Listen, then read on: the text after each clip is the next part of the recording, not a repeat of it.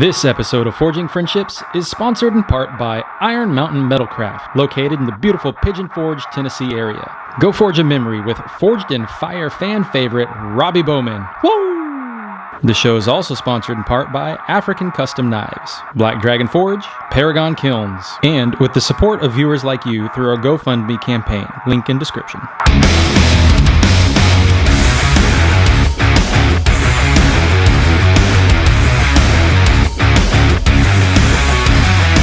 Right, or like goofy? You're worried about looking goofy? Do I? 95 degrees out and 80% humidity, so of course. Texas, baby. Don the chainmail. We're back from lunch. Obviously, change of scenery. Tell us what's going on. This is kind of what I do for fun. So most of what I do is late period Germanic personas where everyone said, oh, dude, you're wearing a dress. It's a Waffenrock, thank you. Waffenrock. Waffenrock. Sometimes I wear the booty shorts just for fun. The Landsknechts were very flamboyant. You know, they're out there on the front, these big giant swords, hacking the fronts off spears. They would raid the battlefield and cut pieces of clothing off people and stitch that in. So the more colors and obnoxious looking a dude was, he's a badass. Ah. These day and age, I go walking into a Whataburger coming back from one of our events in my medieval booty shorts with my fancy legs showing and the big poofy sleeves and a hat. I would like a burger. And they're like, yeah.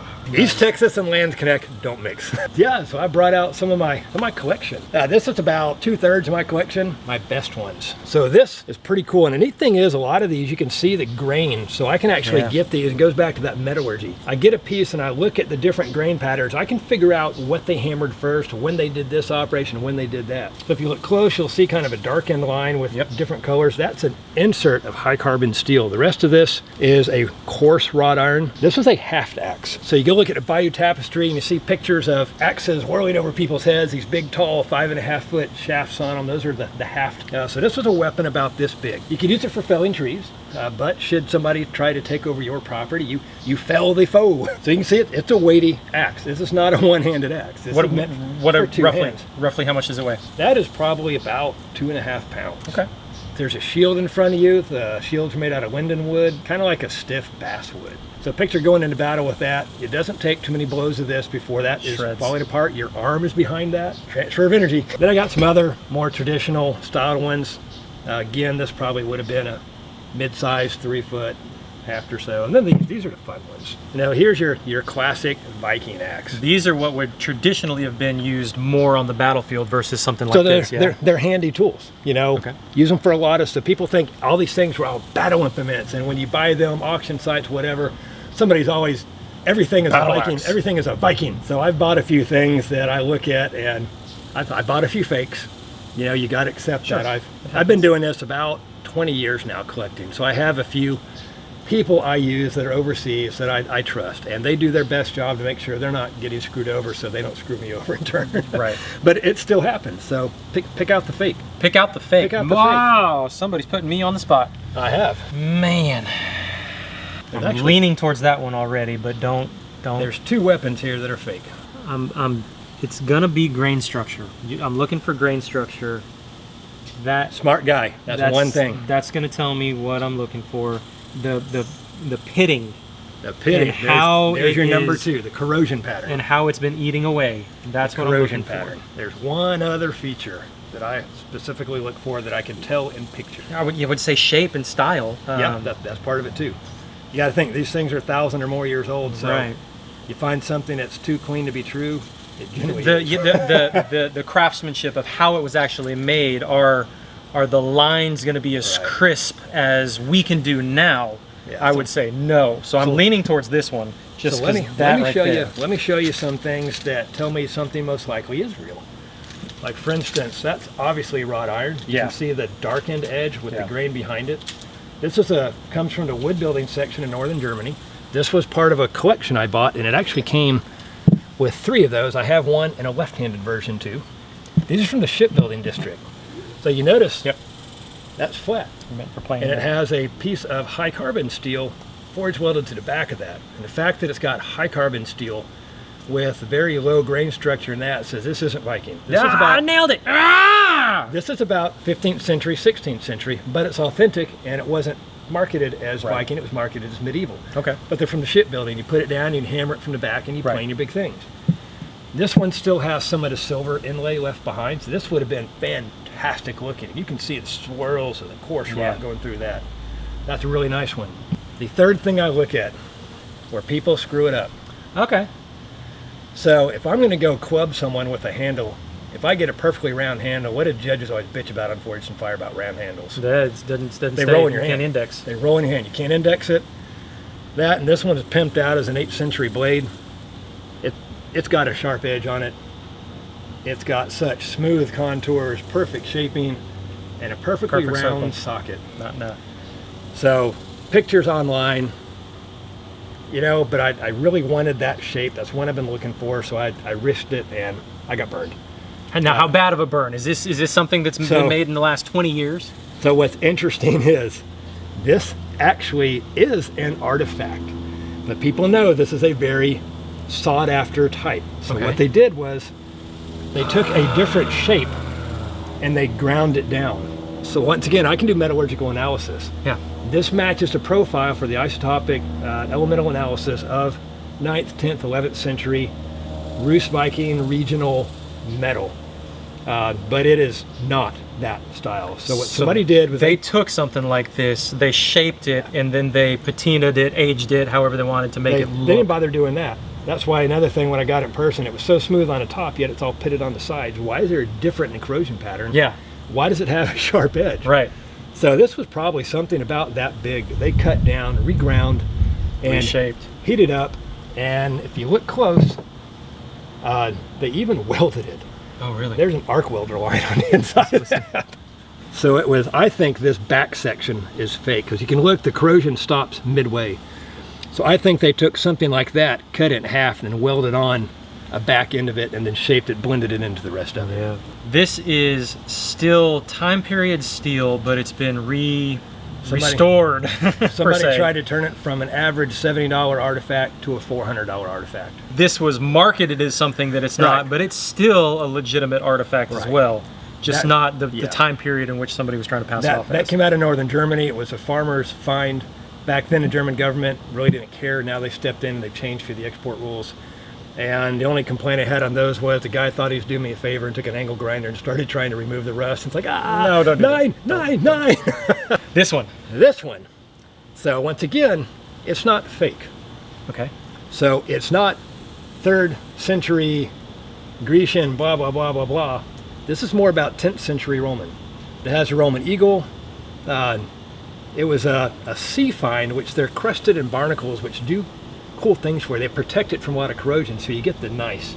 So it is coarse wrought iron. There's no additional thing in it. You can see where it's been sharpened for a long time. It's a well-used blade. And this is where knowledge comes in. You know, they're pimping this out as, you know, a legionnaires, city-state officials, eagle-headed Roman.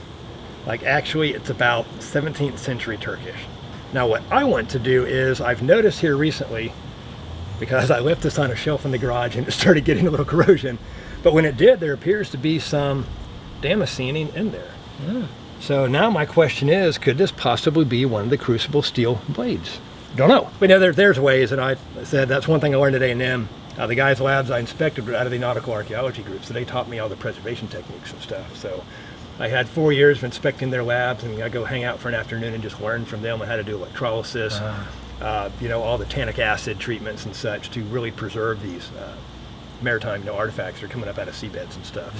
So this would be kind of the equivalent if Don or I were to make a Bowie now, and someone 100 to 500 years from now discovered it and said, hey, I have an authentic Bowie. Well, Bowie was 175 years ago, whatever. So that's kind of the equivalent. Somebody took that, it's a replica, but it's an artifact replica. So some of the more neat things I have, these are Roman era, 1st through 5th century. You can clearly see 2 different steels on there. A lot of these have some bog iron, high phosphorus, which they use for getting the patterns because they are visually different. It gets that snot green yellow look to it. Right. And they realize that, and it's other things too. It's more brittle in its natural state. So a lot of these early blades weren't heat treated, hardened. Right. But they noticed the high phosphorus iron was a little bit more resilient, so it was actually the blade edge. As you start getting into the 6th, 7th century, that switches around. Now they're using it for the coloring and the patterning, because it etches a little bit different and it just visually looks different even straight out of forging. And that was one thing I learned when I was putting together the museum presentation. I never knew that. I have my artifacts, I look at it and say, wow, that's got pea green all over, that's green on an edge, that's green on the opposite edge. Why is it different? So this one's pretty neat too. This is a recent acquisition, and it had part of the wood in the socket. Oh.